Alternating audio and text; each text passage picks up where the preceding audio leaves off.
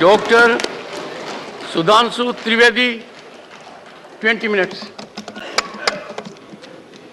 माननीय सभापति महोदय, आज जब इस राष्ट्रीय राजधानी क्षेत्र विधेयक के ऊपर मैं समर्थन करने के लिए खड़ा हुआ हूं, तो पहले मैंने विपक्ष के विद्वान वक्ता महोदय का वक्तव्य सुना तो मुझे विचित्रता का अनुभव हुआ और संपूर्ण विपक्ष को देखकर विस्मय हो रहा है। विचित्रता इसलिए कि उन्होंने कहा कि I have not seen any parallel anywhere.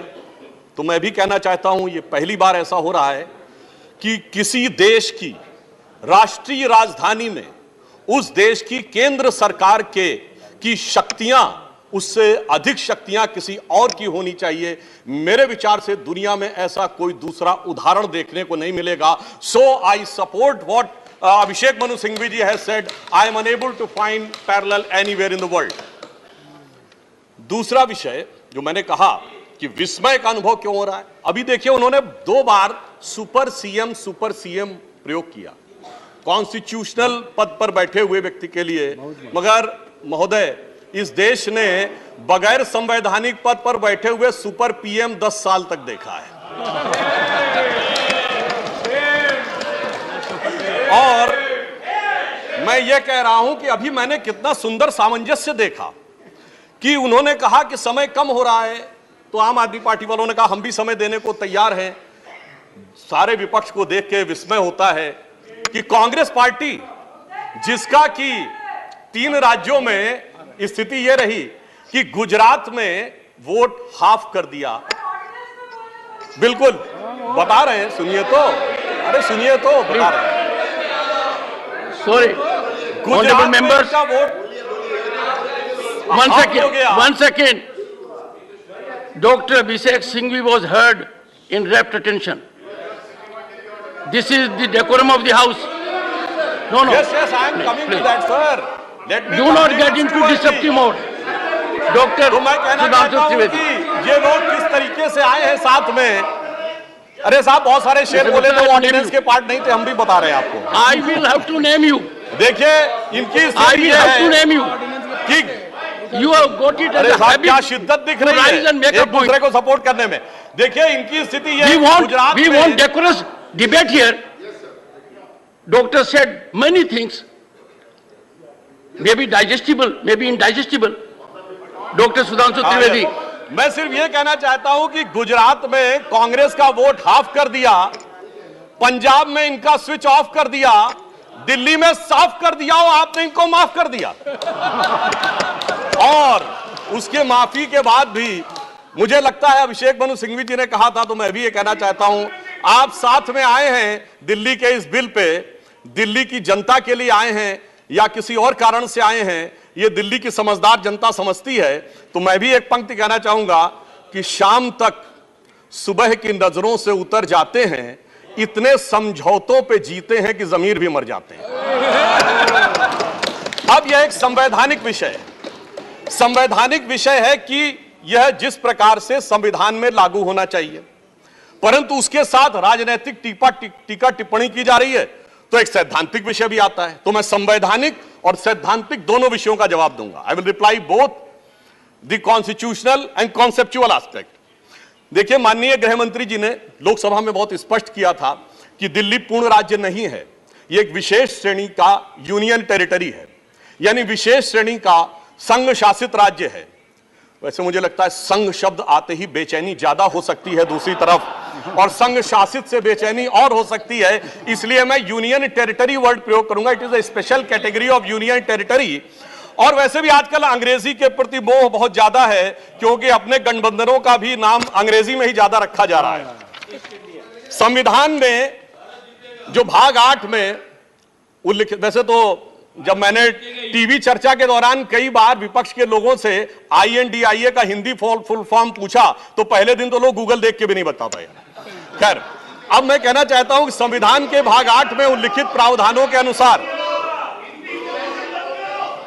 अरे सुनिए देखिए, संविधान के भाग 8 में उल्लिखित प्रावधानों के अनुसार अनुच्छेद 239 से 242 तक संविधान में इस विषय का पूर्ण वर्णन है। अनुच्छेद 239 में इसका विशेष प्रावधान किया गया है।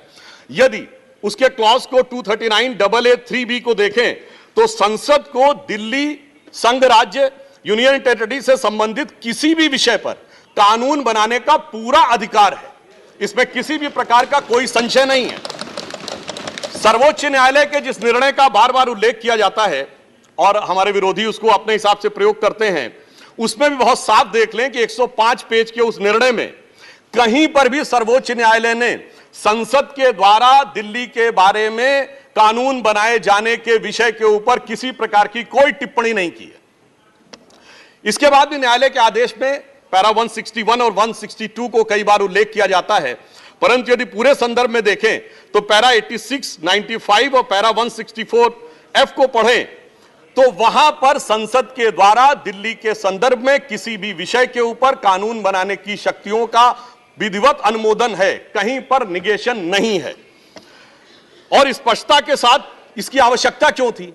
ताकि शासकीय आदेश को एक विधायी शक्ति भी मिल सके, एग्जीक्यूटिव ऑर्डर को एक लेजिस्लेटिव पावर भी मिल सके।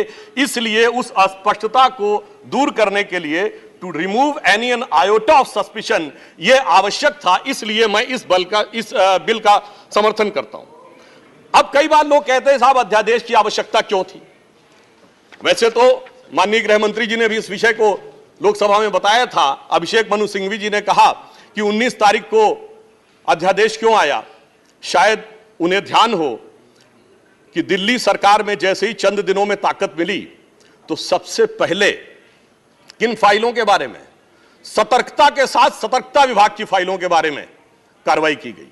मीडिया में प्राप्त समाचारों के अनुसार सतर्कता सचिव ने यह रिपोर्ट किया कि रात 9 बजे मंत्री के द्वारा उनको कॉल किया गया, सुबह 3 बजे तक वह कार्रवाई चलती रही, 76 से अधिक फाइलें मंगाई गईं और उन्होंने उपराज्यपाल महोदय को यह आशंका भी व्यक्त की कि उसमें कई ऐसी फाइलें थीं जो कि गोपनीय थीं और उसके अनुसार उन फाइलों में किसी भी प्रकार की छेड़छाड़ भी संभव है। अब मुझे बहुत आश्चर्य होता है कि दिल्ली में बाढ़ आई तो दिल्ली फ्लड कंट्रोल अथॉरिटी की बैठक तो 2 साल से नहीं हुई, मगर विजिलेंस की फाइलें ओवरनाइट सर्च की गई। तो मेरे विचार से, और ये सर 16 और 17 मई की रात का था, तो मानी हुई बात है जब ऐसी परिस्थिति नजर आएगी तो उसके 1-2 दिन के अंदर अध्यादेश की आवश्यकता महसूस होगी। यहां मैं एक और बात भी कहना चाहता हूं कि ब्यूरोक्रेसी पर नियंत्रण की बात आम आदमी पार्टी की सरकार के द्वारा की जाती है, तो ये लोग तो अपनी एक पैरेलल ब्यूरोक्रेसी भी बना चुके हैं, क्योंकि अनेक प्रकार के समाचार पत्रों में आया है कि कई ऐसे लोग जो कि आम आदमी पार्टी के पदाधिकारी हैं वो सरकारी पदों पर भी विद्यमान हैं और सरकारी पदों पर रहते हुए सरकारी शक्तियों का भी उपयोग कर रहे हैं।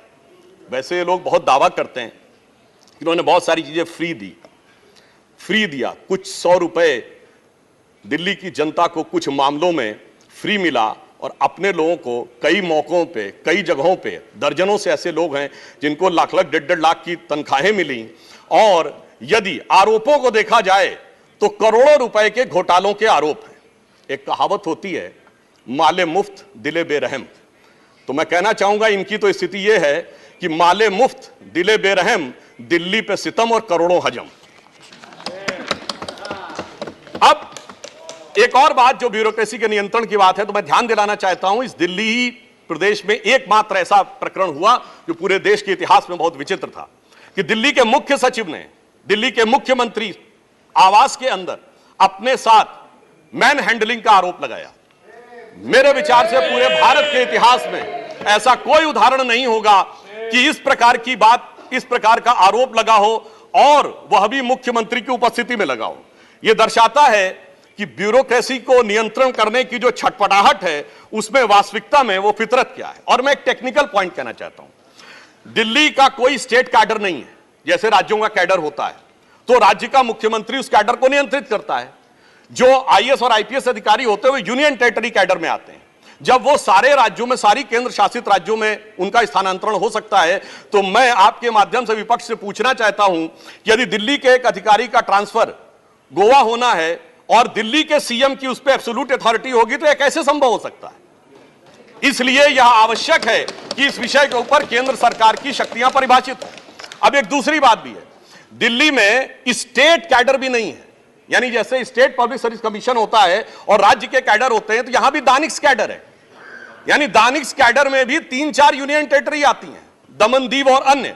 अब दानिश कैडर के एक अधिकारी की जरूरत यदि अंडमान में या दमन दीव में भी होगी और दिल्ली का मुख्यमंत्री यह तय करेगा, तो क्या यह संवैधानिक दृष्टि से उचित है? इसलिए मैं कहना चाहता हूं कि माननीय गृह मंत्री जी ने जो यह विषय रखा है वो पूरी तरीके से उचित है। अब दुरुपयोग की बात में मैं एक और बात कहना चाहता हूं, इनकी वास्तविक मंशा क्या थी।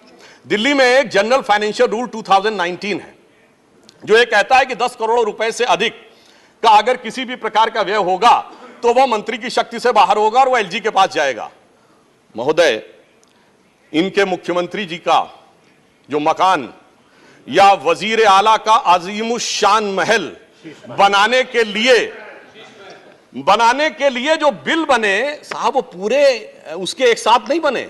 10 करोड़ से कम के 8.5, 8, 7.5, 9 करोड़ रुपए के डिफरेंट बिल बने और एक मद ऐसा है जिसमें कि मुख्यमंत्री कार्यालय के कर्मचारियों के लिए महोदय जानते कितने का बिल बना? 9.99 करोड़, यानी 0.01 से कैसे बचा जा सकता है कि टेंडर न करना पड़े, मन मुताबिक खर्चे कर लिए जाएं। यह दर्शाता है कि नियमों के प्रति और ब्यूरोक्रेटिक नियमों के प्रति इनके मन में क्या आस्था है। और इतना ही नहीं, दिल्ली मेट्रो के लिए तो वृक्ष काटने की परमिशन वर्षों तक नहीं मिलती थी, मगर मुख्यमंत्री आवास के लिए वृक्ष काटने की परमिशन उनको मिल जाती थी। अब इसके साथ मैं एक और बात कहना चाहता हूं, एक नैतिकता सैद्धांतिकता का सवाल उठाया जाता है। तो मैं कोट करना चाहता हूं कि दिल्ली के मुख्यमंत्री जी ने, जिनका वो आलीशान शीश महल बना हुआ है, उन्होंने 27 अक्टूबर 2013 को शीला दीक्षित जी के विषय में लिखा था ट्वीट, और उनको मैं कोट कर रहा हूं। उन्होंने कहा कि दिल्ली की मुख्यमंत्री शीला दीक्षित जी के घर में 10 एसी लगे हैं। मैंने तो सुना है कि बाथरूम में भी एसी लगे हैं। कौन भरता है इस एसी का बिल? और आगे वो कहते हैं, मेरा तो कलेजा कांप उठता है ये सोचकर कि दिल्ली की 40% जनता झुग्गियों में रहती है, तो कोई मुख्यमंत्री ऐसे आलीशान घर में कैसे रह सकता है। मैं कहना चाहता हूं, देखिए, केजरीवाल जी का कलेजा कापा हो या ना कापा हो, रूह कापी हो ना कापी हो, रूह है क्या है, किसकी रूह है, उस पर मैं टिप्पणी नहीं करना चाहता, मगर मैं एक बात जरूर कहना चाहता हूं कि शीला दीक्षित जी जहां भी होंगे उनकी रूह को बहुत तकलीफ हो रही होगी कि जब उनके ऊपर ऐसी बातें करने वालों के साथ वो सारे लोग आज आकर खड़े हुए होंगे। वैसे महोदय, उनके घर में 10 एसी थे, यहां तो 15 टॉयलेट भी हैं। और इतना ही नहीं, 1-1 करोड़ रुपए के पर्दे भी लगे हुए हैं, और 1 करोड़ रुपए के पर्दे का एस्टीमेट है। और इतना ही नहीं, अब सुनिए, उनके सामने एक दूसरी समस्या हो गई है कि अभी तक जो बातें चल रही थी, अब उनके सामने यह समस्या है कि उन चीजों को कैसे छुपाएं। देखिए, मैं इनके लिए कहना चाहूंगा कि अब उनकी फितरत जग जाहिर हो चुकी है। तो आज आम आदमी पार्टी की स्थिति यह है कि अब जो चेहरे से जाहिर है छुपाएं कैसे, तेरी मर्जी के मुताबिक नजर आए कैसे। अब इस घर को सजाने का तसव्वुर हुआ बात की बात, अब तो मुश्किल है कि इस घर की हकीकत को छुपाएं कैसे। और यहां पर इसके बाद मैं कटाक्ष के बाद एक बात करुणा के साथ कहना चाहता हूं कि अन्ना हजारे के आंदोलन से निकली हुई वो पार्टी जो एक कमरे के मकान में रहते थे, और उससे निकली हुई पार्टी आज सैकड़ों करोड़ के आलीशान मकान में रहती हैं, तो मैं कहना चाहता हूं कि दिल्ली की जनता और जिन जिन लोगों ने उस आंदोलन का समर्थन किया उनके ऊपर भी एक आघात है। और साथ ही साथ ये एक बात का और भी संकेत देता है, फूड फॉर थॉट है देश के लोगों के लिए, कि एक्सपेरिमेंटल पॉलिटिक्स कई बार बड़े विचित्र परिणाम भी देती है। अब किसी नए नवेले प्रयोग को आजमाने का वक्त नहीं है, बल्कि आजमाए हुए मोदी जी के नेतृत्व को चमकाने का वक्त है। और बहुत से लोग ये कहते हैं, संवैधानिक नैतिकता का प्रश्न उठाते हैं कि अध्यादेश क्यों लाया गया। अध्यादेश के लाने का तात्कालिक कारण मैंने बता दिया, और वैसे मैं अपने विपक्ष के लोगों के सुलभ संज्ञान के लिए बता देना चाहता हूं कि इन लोगों ने कितनी बार अध्यादेश लाए हैं। नेहरू जी की सरकार में 70 बार, इंदिरा जी के जमाने में 77 बार, राजीव जी के समय में 35 बार, नरसिम्हा राव जी के समय में 77 बार, मनमोहन सिंह जी के समय में 61 बार, और जो यूनाइटेड फ्रंट गवर्नमेंट बनी थी भाजपा विरोध में, उसमें 1.5 साल में 77 बार। तो मुझे लगता है अध्यादेश का विषय उठाने से पहले इस अंक गणित को भी देख लेना चाहिए। अब मैं एक और बात कहना चाहता हूं, जो संविधान की दुहाई देते हैं उनके लिए, ये तो वो लोग हैं सभापति महोदय जिनकी संविधान में क्या आस्था है। इन्होंने संसद के द्वारा पारित सीए कानून के खिलाफ विधानसभा में प्रस्ताव पारित कर दिया। यह संविधान का सम्मान है।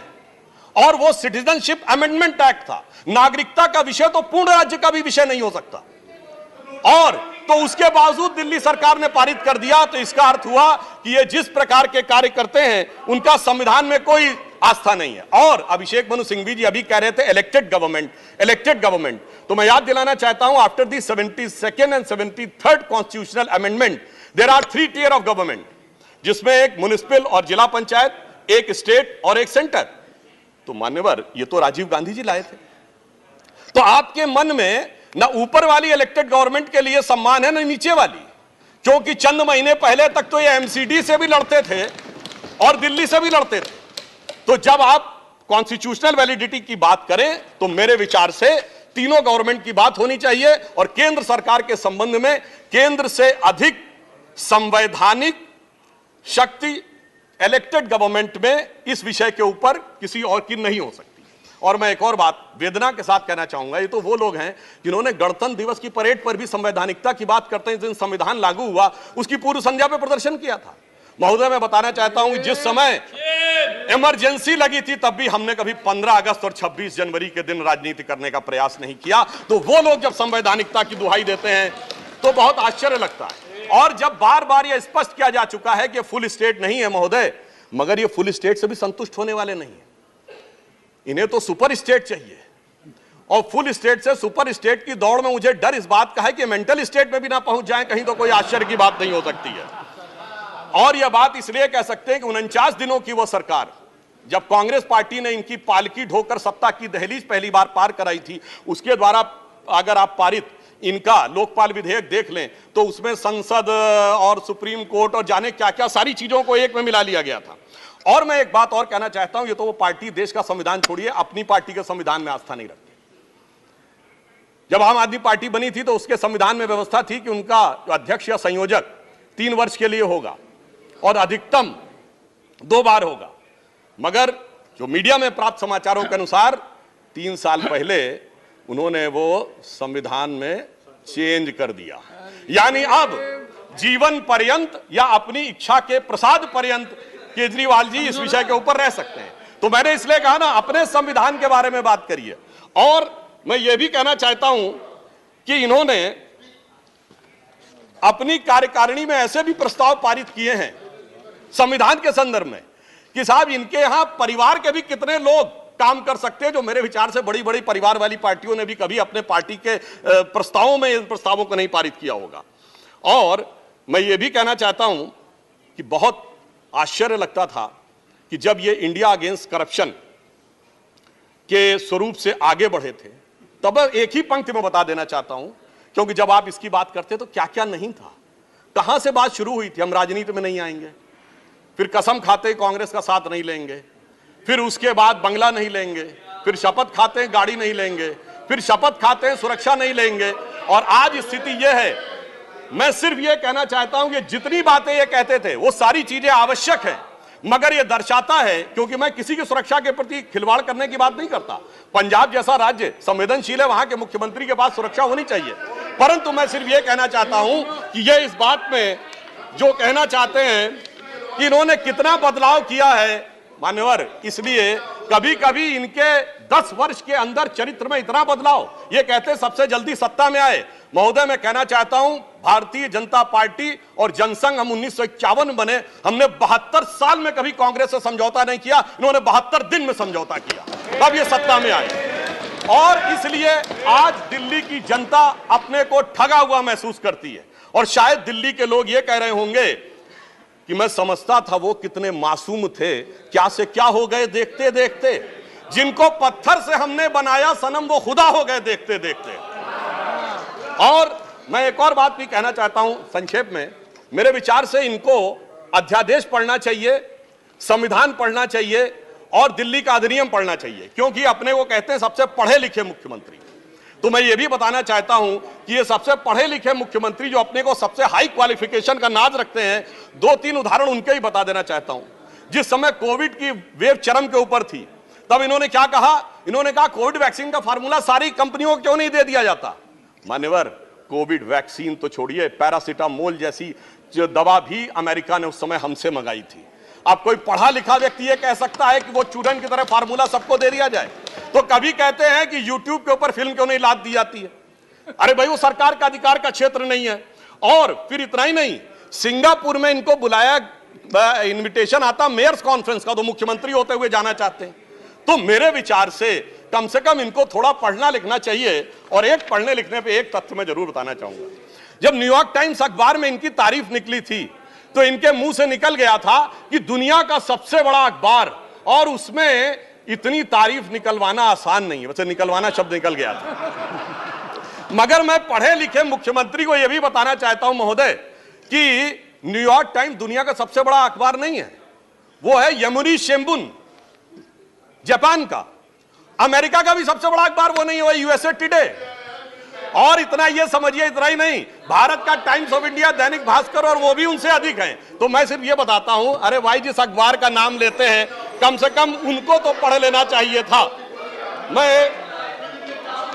मैं आपको अधिक समय न लेते हुए मैं सिर्फ ये कहना चाह रहा हूं महोदय कि इनको ना पढ़ाई से मतलब है, इन्हें ना पढ़ाई से मतलब है, न लिखाई से मतलब है, इन्हें तो बस कमाई से मतलब है, और वो भी ऊपर वाली कमाई से। और अंत में मैं कहना चाहता हूं सर, अंत में एक लाइन और कहना चाहता हूं कि आज सब लोग मिले, आम आदमी पार्टी और कांग्रेस एक साथ मिले, भारत की सबसे पुरानी पार्टी, पुरानी धुरानी पार्टी, नई पार्टी, नई नवेली पार्टी, अजब अलबेली पार्टी, सब मिलकर एक हो गए। मगर प्राप्त क्या किया? दोनों ने सिद्धांतों से समझौता किया, और कांग्रेस ने भी इतना सयाना दांव चला कि इन्होंने अगर उनका हाथ पकड़ के दिल्ली अध्यादेश पे समर्थन लिया हो तो अविश्वास प्रस्ताव ले आए, लीड उनको मिल गई। तो इसलिए मैं कहना चाहता हूं अंत में कि इन लोगों को आखिर में क्या प्राप्त हुआ, ये पंक्ति कह के समाप्त करता हूं कि इनको विधेयक भी नहीं मिला और सम्मान भी नहीं मिला, यानी इज्जत भी गई, बात भी नहीं मिली। तो एक पंक्ति कहता हूं, न तुम ही मिले, आप लोगों के लिए लागू है, न तुम ही मिले न मयस्सर तुम्हारी दीद हुई, दीद मतलब साइट, न तुम ही मिले न मयस्सर तुम्हारी दीद हुई, तुम ही कहो ये मुहर्रम हुई कि ईद हुई। सुखेंदु शेखर रे, श्री सुखेंदु शेखर। त्रिवेदी ने बड़े जोश के साथ और बहुत शेर शायरी के साथ उन्होंने बात की। त्रिवेदी ने शेर शायरी के साथ बहुत लंबी तकरीर की। अगर उसको उत्तर हमारे पास चतुर्वेदी है, अगर आप त्रिवेदी है तो हमारे पास चतुर्वेदी है। माननीय प्रतिपक्ष के नेताजी, नहीं, डॉक्टर अभिषेक सिंघवी ने कवि का काम ज्यादा किया, वकील का कम किया। कितना कवि का काम आपने किया। श्री सुखेंदु शेखर रे, 9 minutes. I am not going to